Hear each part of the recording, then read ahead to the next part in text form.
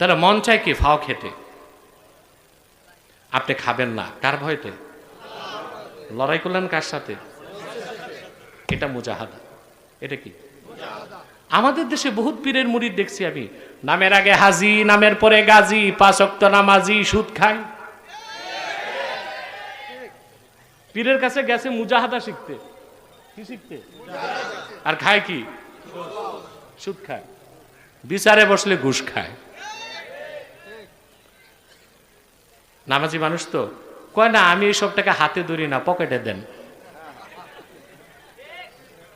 হাতে ধরে না, নিচে কই? বাজার করবে আবার হাত দিয়ে। সকালে জিকির, বিকালে জিকির, 10 মিনিট সকালে মোরাকাবা, 10 মিনিট বিকালে। কিন্তু আপনি সুদ ঘুষ হারাম ছাড়বেন না, আল্লাহর কসম করে বলছে, এটা মুজাহাদা নয়, এটা ভণ্ডামি।